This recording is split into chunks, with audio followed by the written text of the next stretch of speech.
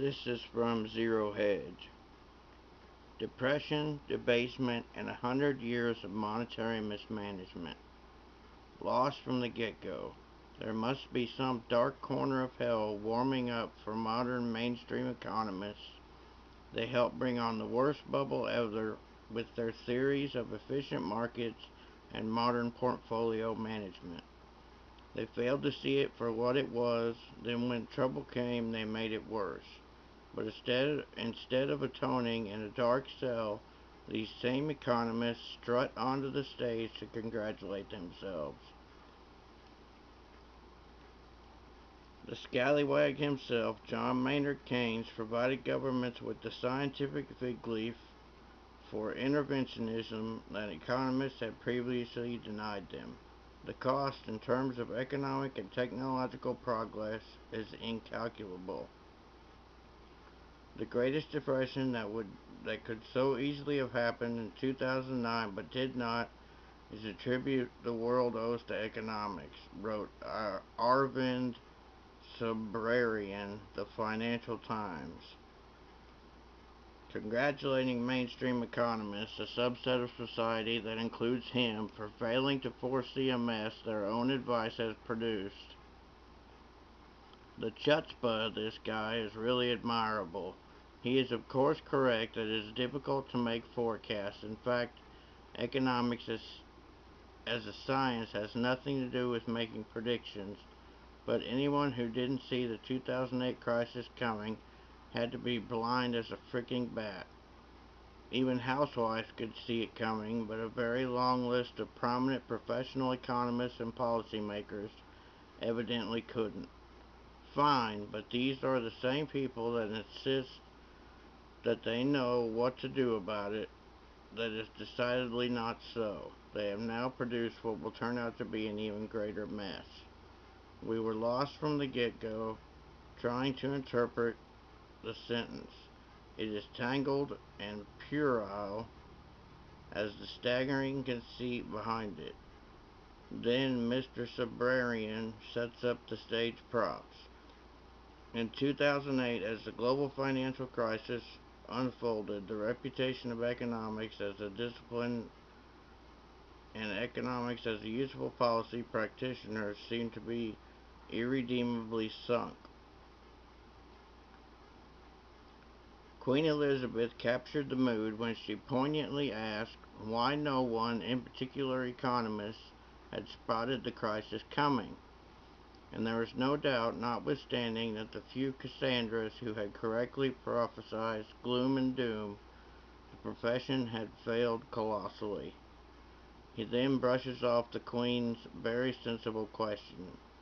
But crises will always happen, and even if there's a depressing period, periodicity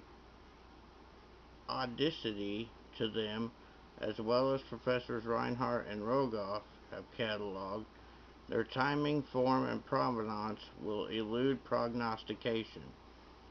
Of course, the record does not show that the crises eluded prognostication. Any dope could have seen it coming. But the prognosticators who had contributed so mightily to the crises had blinded themselves with their own claptrap. Still, Mr. Subramanian fights that they vindicated the profession in the way that responded to the crisis. On monetary policy, Bernanke was true with the word he gave to Milton Friedman on the occasion of his 90th birthday. Regarding the Great Depression, you're right, we did it. We're very sorry, but thanks to you, we won't do it again. Bernanke, the preeminent student of the Great Depression, found conventional and some very unconventional ways of not doing it again at the peak of his interventions. The U.S. Fed came to resemble the Soviet Gosbank, more a micro-allocator of credit than a steward of microeconomic policy. It probably wasn't the point he intended to make, but the Fed does resemble the Soviet-era Gosbank, manipulating, meddling, and micromanaging the economy towards destruction.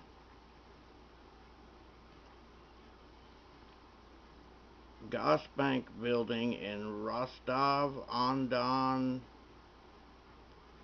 Gustenvery Bank, SSSR, State Bank of the Soviet Union Socialist Republic. It is interesting that Mr. Siberian didn't even bat an eye over the Fed's similarities with Gosbank. Of course, these similarities didn't just pop out into the open on occasion of the 2008 crisis. Gosbank is precisely what the Fed is. It's a socialistic, state-run central planning agency. What else is it supposed to be? Don't be misled by the often stated assertion that it's a privately owned cartel. Its charter is from the government, and its board of governors is government appointed, and it's the link between the banking cartel and the state. But it would not exist or have any power without the state. Led by a scallywag. Meanwhile, Congress is doing some Soviet-style management too. It is now owner of the nation's largest automobile company and its largest insurance business. They took their cue from the writings of academic scribbler of yore, Lord Keynes, and provided massive public demand for goods and services where private demand had collapsed. Chief of Economics quack at the FT, Martin Wolf, another one of those who didn't see it coming but know all the solutions, it is no surprise that he invoked the scallywag Keynes. We were still gasping for air when on the 30th of December, columnist Martin Wolf called upon Keynes's ghost again. He too shuddered to think how horrible things would be if the financial authorities had not taken resolute action. We could not, in such times, even take the survival of civilization itself for granted. Never before had I felt more strongly the force of John Maynard Keynes' toast to the economists, who are trustees not of civilization, but of the possibility of civilization. Is there any doubt that Keynes was a scallywag? Civilization flourished for thousands of years before anyone made a living as an economist. Crises came and went. In the 19th century, for example, there were panics followed by depressions in 1819, 1837, 1857, 1873, and 1893. Not one of the depressions seemed worthy of the great modifier. Hundreds of banks failed. Civilization didn't seem to care. The rich and powerful took their lumps along with everyone else. Most people enjoyed watching them go down. Businesses went on. The ominous newspaper headline announced the passage of the Federal Reserve Act, a constructive act to aid business. It took just 15 years under the stewardship of this constructive agency to bring about one of the greatest economic catastrophes in history. In 1913, on Christmas Eve, Congress passed the Federal Reserve Act setting up America's central bank.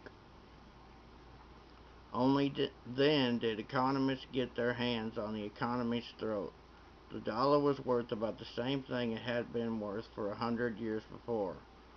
Now, almost 100 years later, it is worth only 3 cents, and only 16 years after economists took their positions at the Federal Reserve came a depression worse than anything the nation had ever seen. At least it was worse after government economists finished with it. After the dollar had been stable for a century, it was decided that central planners could do better. This is the result, along with far weaker economic growth and far greater inequality. The Great Depression may have been an accident, but the debasement of the dollar certainly was not. It was a matter of policy. Economists, led by Keynes, had the idea that they could spur the economy forward by creating phantom demand. in the form of additional units of purchasing power. The gold standard stood in the way. It was what abandoned like a bad neighborhood. First temporarily, then partially, then in 1971 completely, the first consumer credit boom came in the 20s, leading to the Great Depression. By the 1980s, 50 years later, Americans had lost their residual fear of debt. Consumer credit boomed again. Then it bubbled. Economists didn't understand what was going on. They rarely do, but they had created a 100-year flood of consumer debt. Now they congratulate themselves. Household sinks, but civilization floats.